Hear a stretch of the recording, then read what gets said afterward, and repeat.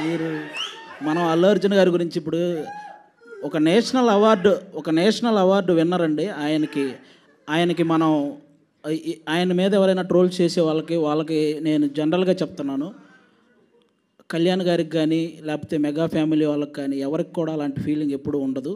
వాళ్ళంతా ఎప్పుడూ ఒకటే. కాబట్టి ఒక నేషనల్ అవార్డు సాధించినటువంటి అల్లు అర్జున్ గారిని అలా కొంతమంది వాంటెడ్గా ట్రోల్ చేయటం కానీ, ఇలా కొన్ని తమ్మునేల్స్ పెట్టడం కానీ, ఇలాంటివి ఇక నుంచైనా ఆపేయాలని మనస్ఫూర్తిగా కోరుకుంటున్నానండి. అంతే, ఇంకా అంతకు. పోనీ మిమ్మల్ని ఏమన్నా అందామంటే వీళ్ళు శివం బజే అన్నారు, మనం ఏమనడానికి లేదు. అన్ని రకాల కుర్రాళ్ళు ఉన్నారు ఇక్కడ. మన బాయ్స్ సినిమాలో తమనన్న లాంటి చిలిపి కుర్రాళ్ళు ఉన్నారు ఇక్కడ. అనిల్ రావిపూడి అన్న క్రియేట్ చేసే కామెడీ కంటే ఎక్కువ క్రియేట్ చేసే వాళ్ళు ఉన్నారు ఇక్కడ.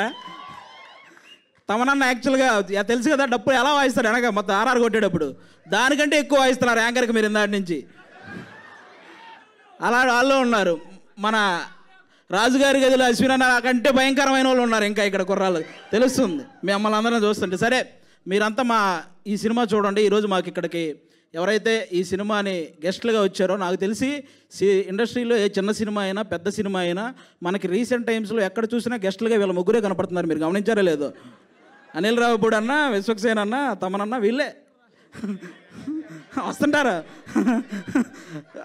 కాబట్టి ఒక పక్క బాక్స్ ఆఫీస్ బద్దలు కొట్టే డైరెక్టరు, ఇంకో పక్క బాక్సులు బద్దలు కొట్టే మ్యూజిక్ డైరెక్టరు, ఇంకో పక్క వాళ్ళిద్దరు కాంబినేషన్లో నేను ఎందుకు చేయకూడదు అనుకునే హీరో మన విశ్వక్సేన్ గారు, అందరూ ఉన్నారు. కాబట్టి వాళ్ళ ముగ్గురికి థ్యాంక్ యూ. మా అశ్విన్ అన్న మిమ్మల్ని అందరినీ CCL ద్వారా ఎంతో ఎంటర్టైన్ చేశాడు. అలాగే బేసిక్గా ఇండస్ట్రీలో హీరోల మధ్య కాంపిటీషన్ ఎక్కువ ఉంటుంది, ఒక్కొక్కరు ఒక్కో జోనర్ వెతుక్కుంటూ ఉంటారు.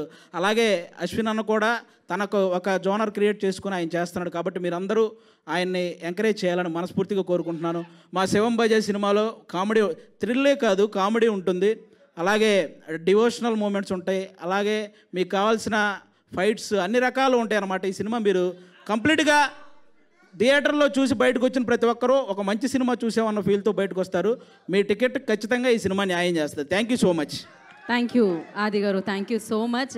అండ్ ఇప్పుడు శివం బజే అన్న పవర్ ప్యాక్ ఫిలింతో మన ముందుకు వస్తున్న అశ్విన్ బాబు గారిని మాట్లాడాల్సిందిగా కోరుకుంటున్నాం.